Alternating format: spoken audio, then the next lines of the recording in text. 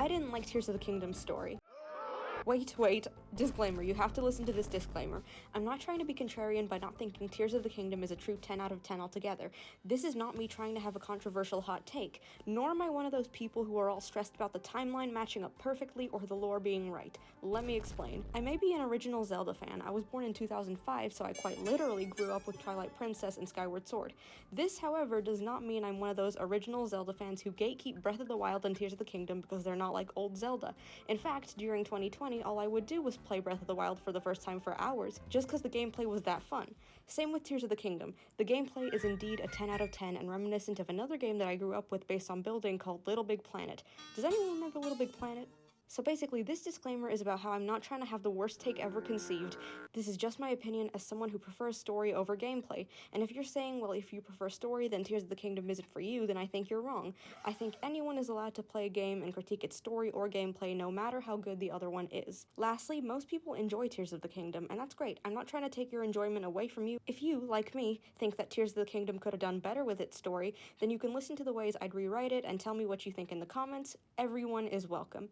Lastly, please do watch the whole video, just so nothing I say gets taken out of context for you. I promise I've got many points of praise in there too. Disclaimer over.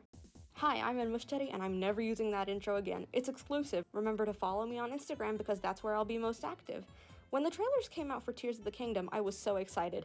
Ganon's back. Who's this woman? Is she Hylia? Is she Zelda from 10,000 years ago? What are the Tears of the Kingdom? Do they refer to Amber relics from Skyward Sword? Do they refer to Tears of the Silent Realms? Could this mural be referring to the time when Skyward Sword Zelda's Hylia spirit was taken out? Sky Islands? Could this relate to Skyward Sword at all? Could we be seeing some kind of time loop?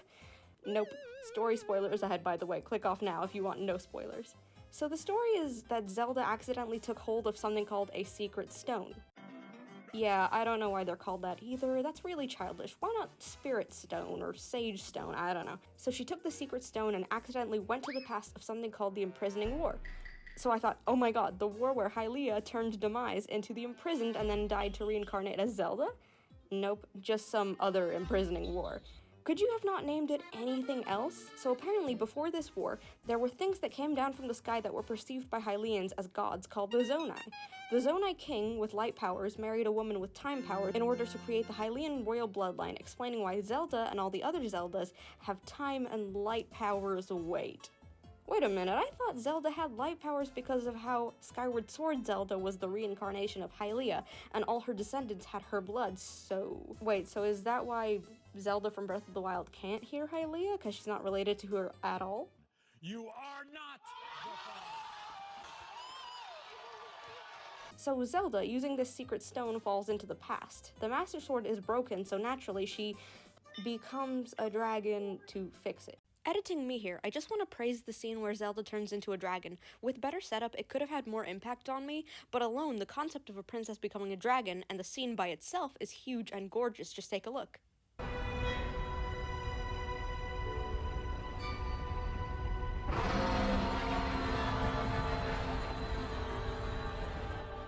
Scenes like this just make me think about how cool Tears of the Kingdom story is by itself. If it were a movie, it would have worked excellently, but as an open-world game, maybe that's where it fell flat for me. Reason being is that you can discover that Zelda is the light dragon once you finish all the tears, but you still have to pretend that you're falling for the Zelda puppet like all the other characters. Okay, so here's the thing. I love how the Tears of the Kingdom theme has an erhu in it. I hope I'm saying that right. That's the instrument that went along with the dragons of Breath of the Wild.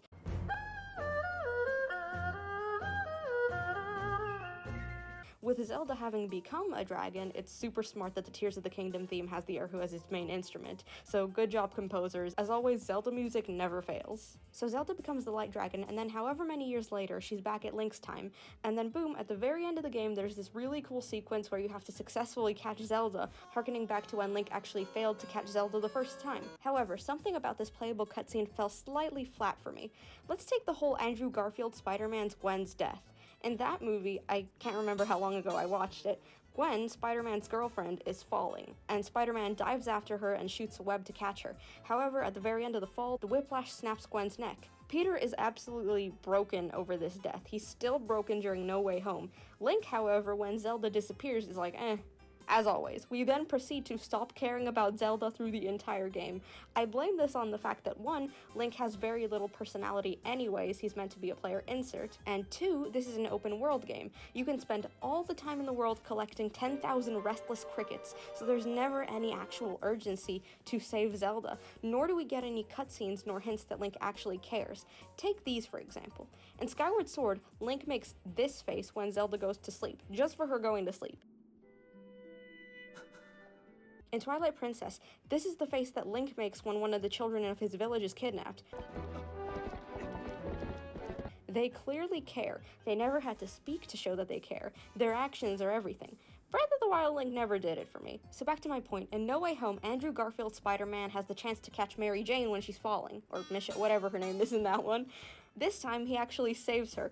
It's a beautiful moment because it gives Spider-Man a chance to sort of forgive himself or redeem himself for letting Gwen die.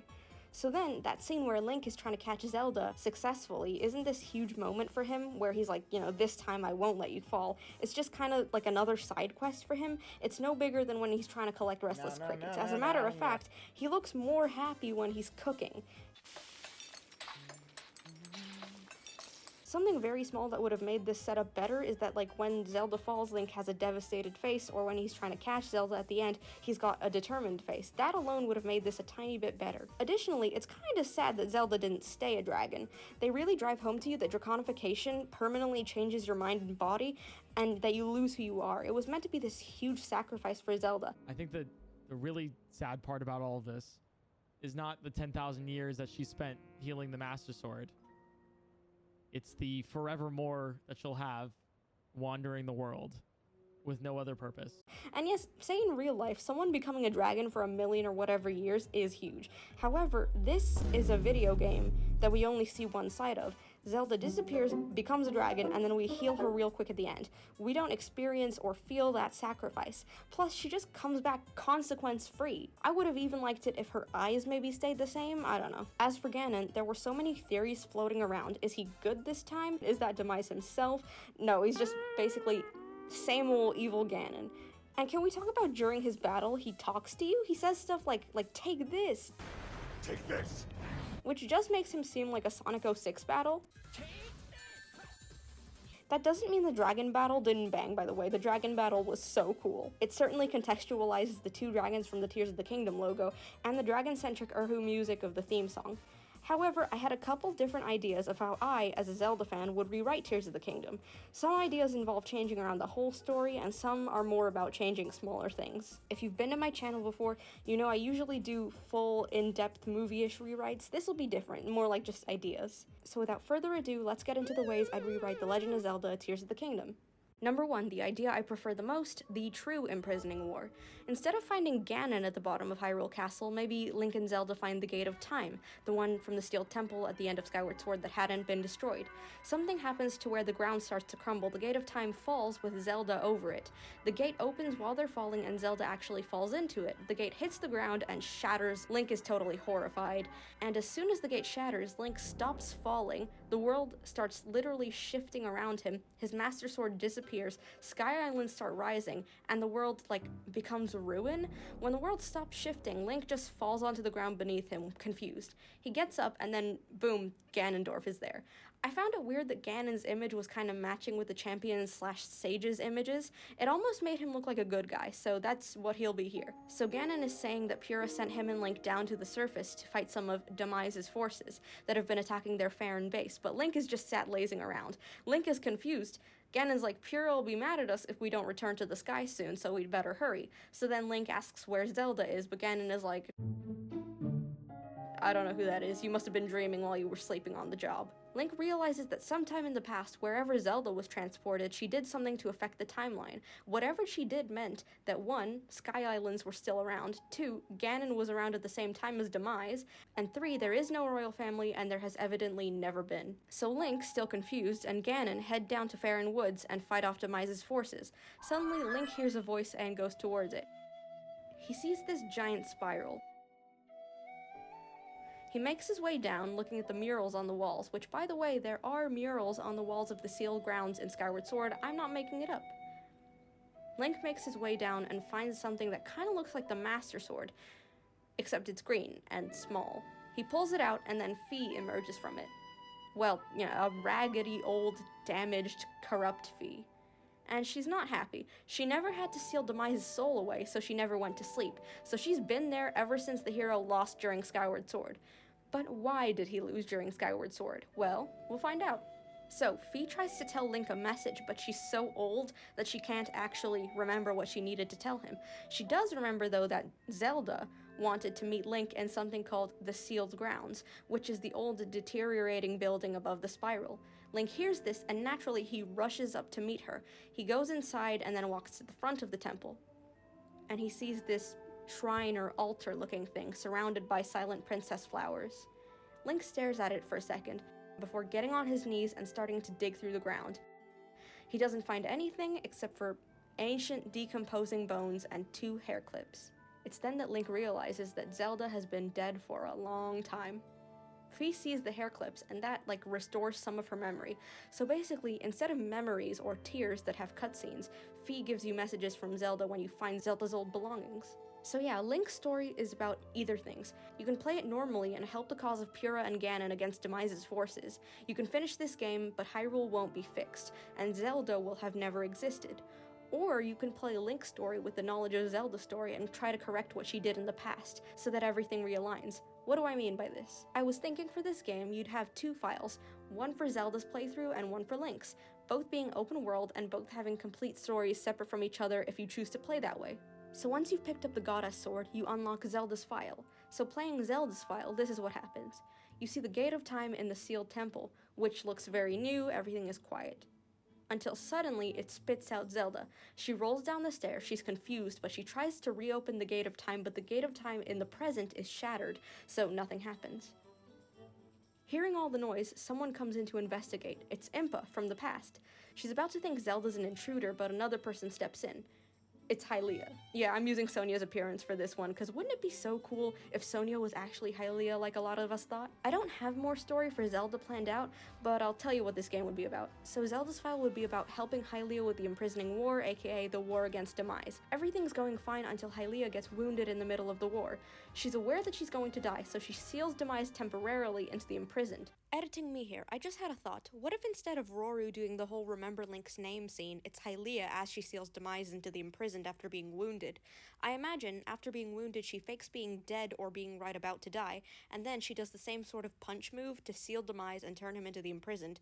Then she says to remember Link's name. I just think that'd be cool. Years from now, someone will appear with the sword that seals the darkness. A swordsman with the power to defeat you, Link. Remember this name. And Hylia begins to put together a plan of reincarnating herself into a mortal, making the Goddess Sword, and making the Silent Realms to power the sword up. All that is going according to the timeline, but Zelda's presence, something she does, causes Hylia to get killed early. Maybe Zelda, accidentally distracts Hylia, causing her to turn around and then get stabbed or something? At this point in time, Hylia had made the Silent Realm tears, but not the surrounding Silent Realm areas. So when she dies, the tears all, spread out across Hyrule into completely unreachable areas. For example, remember how in Skyward Sword, in the past, Lanayru Desert was actually Lanayru Ocean? So yeah, some of the tears, fell into the ocean where Zelda would never be able to reach them for millions of years until the ocean would become a desert. That's why Skyward Sword Link fails to kill Demise in this timeline, because he couldn't get access to the Sacred Flames to power up the Goddess Sword into the Master Sword, because the Silent Realms never existed to lead him to the flames. This is where you switch back to Link's file. You can switch at any time. Link can either play along with the current war or fix the timeline by putting tears in places Zelda can reach them. This would work because in this game, the tears are sort of transcending time. If you move them in the present, they move in the past. Zelda's job is to help Link by leaving her belongings for him to find in the far future so that Fee can be reminded of things. Also, you as Zelda can find shiny new weapons and stuff and then place them in chests for Link to find.